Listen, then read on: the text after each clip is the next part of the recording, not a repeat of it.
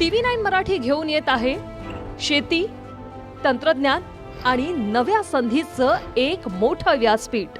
शेतीच्या नव्या दिशेवर चर्चा करतील उद्योग क्षेत्रातील दिग्गज, तज्ज्ञ, धोरणकर्ते आणि युवा.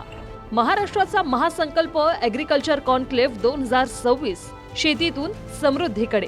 दिनांक 22 एप्रिलला दुपारी 2:30 वाजल्यापासून TV9 मराठी YouTube चॅनलवर.